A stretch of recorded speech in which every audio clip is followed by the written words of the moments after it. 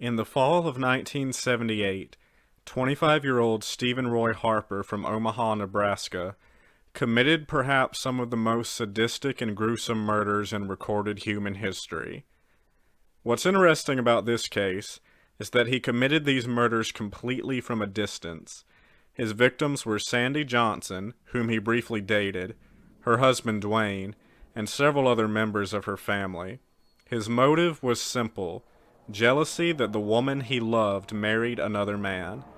Harper was an insecure and unsocial man, though he had a mostly happy childhood, a loving family, a bright mind, and aspirations to be a veterinarian. As a 9-year-old child, Stephen was accidentally burned in a fire started by his friends at a junkyard. He and his friends had been setting small fires for fun. The incident left Stephen scarred, physically and emotionally. He lost all confidence, insecure in his appearance. He withdrew from social interaction. He coped by dedicating all his time to his studies. He went on to college and remained isolated until 1973, when he crossed paths with Sandy, with whom he'd went to high school. Sandy had always been his crush, though Stephen considered her way out of his league, as she was attractive and popular. Sandy married young, and when her first marriage failed, she walked into Stephen's life and they began dating. After a while, however, their relationship began to fracture. Sandy wished to settle down, marry, and have children, but Stephen wanted to finish his schooling to become a vet. He promised to marry her in 1975, but they eventually broke up when it became apparent their lives were on two very different paths. Stephen discovered that Sandy was planning to marry Dwayne when he contacted her 2 months later, hoping they could get back together. And that was the start of it. On September 12, 1978, Dwayne was sitting at breakfast when he complained that his milk tasted strange, like something was wrong with it. Sandy thought it smelled fine but poured the carton out to be safe. 2-year-old Cherie, Dwayne and Sandy's daughter, came down with a terrible stomach ache. She began vomiting non-stop. At the same time, while painting the house, Dwayne began to experience severe headaches, vomiting, and diarrhea. Sandy was then paid a visit by her sister Sally Benton and her husband Bruce Shelton, who had an infant child, 11-month-old Chad. Sandy explained the situation, telling her sister she believed there was a flu outbreak, so Sally and Bruce left soon after arriving. They attended a birthday party and picked up some Mexican food on the way home. Upon arriving home, Sally, Bruce, and Chad all quickly became ill with severe vomiting and suspected they got food poisoning from the Mexican food. They suffered all that night with constant vomiting and severe headaches. The next morning, back at the Johnson house, Dwayne and Cherie's condition had only grown worse. Dwayne's whole body ached. He suffered a nosebleed that wouldn't stop.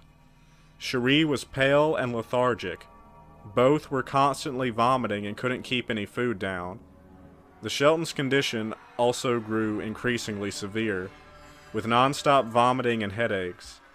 Sandy was at a loss. Why had so many members of her family suddenly become so violently ill? Eventually, the Sheltons decided that Chad needed emergency help. At the hospital, the doctors suspected that he had liver problems, as his skin was yellow and his eyes jaundiced.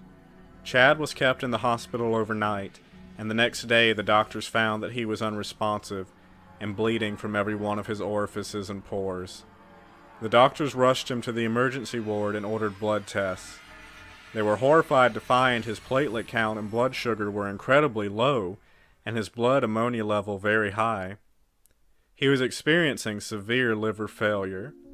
The doctors rushed to get the baby a blood transfusion and found he was bleeding internally as well. They did all they could to remedy these problems, but by early the next morning, Chad's heart rate became erratic, he turned blue from suffocation, and he died despite efforts to save him. He was shy of his first birthday by only 3 days. The doctors were baffled. Chad had been a healthy child with no history of illness. Toxicology scans on his blood turned up negative. At his autopsy, doctors found his liver mangled beyond recognition, yellowed, scarred, and beginning to rot. They'd never seen such damage to the human liver before, and they had no idea what caused it. Sally called Sandy to tell her the heartbreaking news of Chad's death. Sandy was absolutely devastated about what happened to her nephew, and now feared her husband and daughter would die from their illness as well. Sandy took Dwayne and Cherie to her brother's physician. During the ride to the clinic, Dwayne seemed to become detached, nearly comatose. Upon being walked into the clinic, Dwayne only stared vacantly and smiled when the doctors asked what was wrong. He seemed confused. His eyes were blood-welled. His nose began bleeding severely again. Dwayne and Cherie were rushed by ambulance to the hospital, the very same one where Chad had died that morning. At the hospital, Dwayne's symptoms mirrored those of Chad exactly. His platelet count was extremely low. He bled from every orifice. His nail beds turned blue. He experienced swelling all over his body. He began to have seizures. All of his internal organs were bleeding profusely, including his brain. His heart rate was extremely high. The doctors were helpless. Surgery was out of the question, as it would only worsen the bleeding, and it was too late for a blood transfusion, because Dwayne had deteriorated so quickly. Cherie's condition was nearly as bad. Her liver appeared swollen, her platelet count was incredibly low, and she bled from every pore on her face. The following morning, Dwayne finally died, at the age of 24. An autopsy revealed his liver had been positively obliterated. Though, like with Chad, there were no toxins to be found in his body. Dwayne's brain also took serious damage, to the point where his skull was practically empty. The doctors had no idea why these two healthy young people, a baby and his 24-year-old uncle, died out of nowhere at the hands of an illness they'd never seen. The CDC held an emergency meeting in Omaha to determine what had killed Dwayne and Chad in hopes of treating Cherie, Sally, and Bruce, who were all still badly sick. There were several possible sources for the sickness. The milk Dwayne said tasted funny, the paint Dwayne used on the house, or even the Mexican food the Sheltons ate. Health officials determined that Chad and Dwayne probably got sick at the same time and at the same place. There had been a family gathering at the Johnson home that Dwayne and Chad both attended, so the investigation went there. The tap water at the Johnson home was tested, as was the paint Dwayne used, but no toxins turned up. Health officials also suspected a fungus called Histoplasma capsulatum, but that couldn't have been it, because the fungus definitely didn't cause the extreme liver damage and bleeding that afflicted Dwayne and Chad. Finally, the health officials seemed to find their answer. Everyone who got sick attended the family gathering at the Johnson home, and they all had one thing in common. They all drank lemonade. Those who didn't drink the lemonade didn't become ill.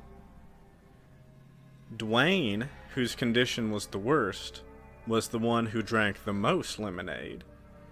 Unfortunately, the officials didn't have access to the lemonade, as the pitcher it was in had already been washed. So they turned back to the liver samples obtained from Dwayne and Chad.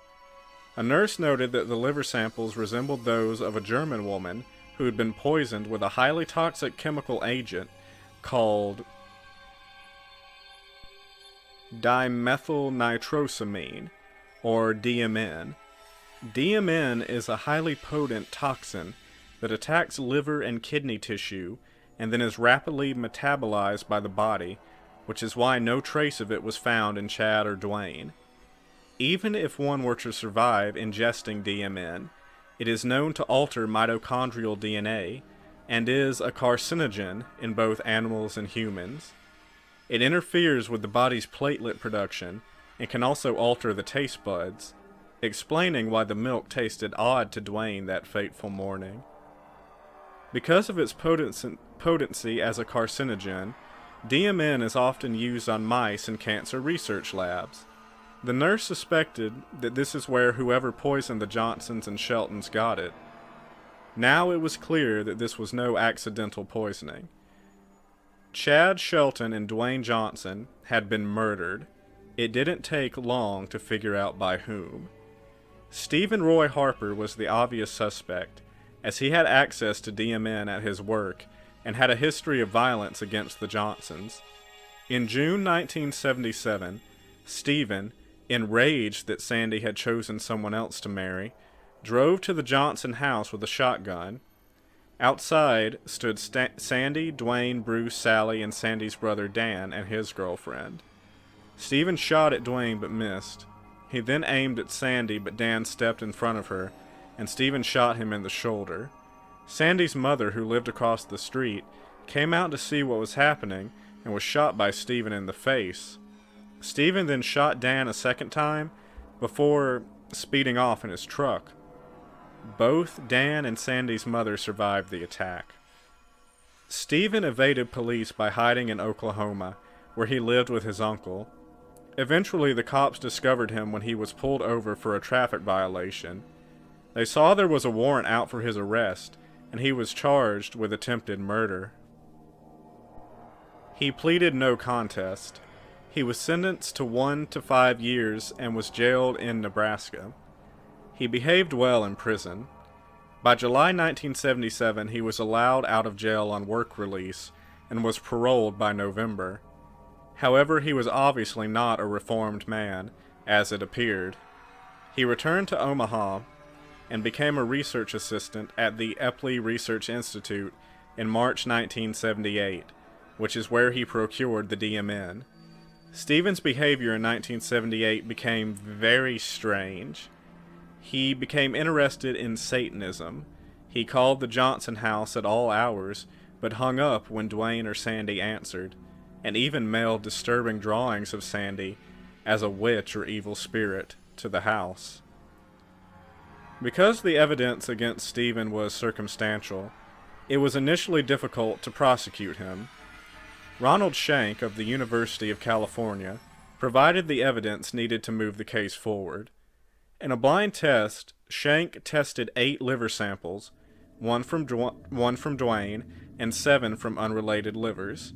Dwayne's was the only one that tested positive for previous DMN exposure. With this discovery, the police were able to obtain a warrant to search Steven's house.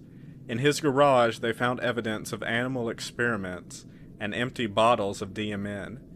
They also found that Steven's workplace had a newspaper article posted on a bulletin board detailing how the German woman was poisoned with DMN by her chemist husband. Steven was arrested in Texas in October 1978.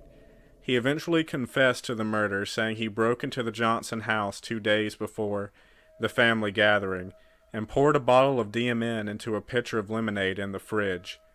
He'd meant to kill Sandy and Dwayne. He believed that the DMN would cause them to develop cancer years later, eliminating any possibility of anyone suspecting foul play. Obviously, he greatly misjudged the potency of the dose. His plan had a major flaw, in that there was no guarantee his intended victims would drink the lemonade. Sandy, of course, did not. Steven was flown back to Nebraska to stand trial for 2 counts of murder and 3 counts of poisoning with intent to kill. The trial began in 1979, and despite his earlier confession, Steven pled not guilty to all charges.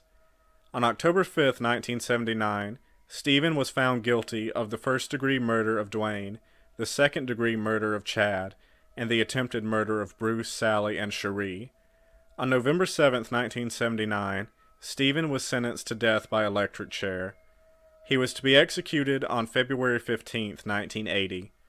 The date, however, was pushed back again and again to allow for appeals. Steven spent 11 years on death row. Diagnosed with schizophrenia, he became a psychotic waiting and experienced hallucinations. On December 6, 1990, he killed himself by an intentional drug overdose in his cell, leaving behind a farewell letter to his parents. Unfortunately, our story doesn't end here. Steven's other poisoning victims eventually died prematurely as well. Bruce Shelton recovered from his poisoning, but his distress over losing his son and his fear of eventually developing cancer caused his life to become a wreck. He lost his job, wife, and home. He turned to alcohol and drugs and died homeless at age 37 in 1995. Sally remarried but never had any more children, out of fear that she would develop cancer, die, and leave them prematurely. She died in 2014 at the age of 57 from liver problems, a result of the poisoning. Cherie also had lifelong liver problems, and also died in 2014 at age 38. Envy is sometimes called the green-eyed monster. It is an apt description, seeing as envy was the motive behind all these gruesome, needless deaths enacted by Steven Roy Harper, who himself became a monster because of a deep trauma caused by simple loneliness. Please keep the victims of this case in your thoughts, and remember to always stay safe out there.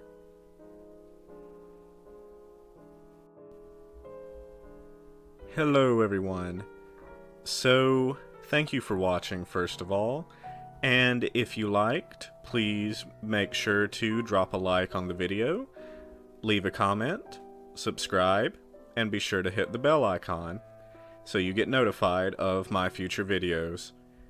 Also, I wanted to give a special thanks to Brianne Severson, who suggested this story to me. If you have any stories that you want me to read, true or fictional, please submit them to assortedhorrors@protonmail.com. So, I also wanted to announce that I'll be uploading 1 to 2 times per week, and will try to keep this schedule as much as possible. I will be doing true stories on Tuesdays, and fictional stories on Saturdays. I also wanted to thank you guys in general for your support. This channel has been growing exponentially to my utter amazement lately, and I really do appreciate your support, and it really encourages me to make more content and always improve with my videos. So thank you all so much. Alright guys, thank you again for watching, stay spooky, and don't get scared out of sorts.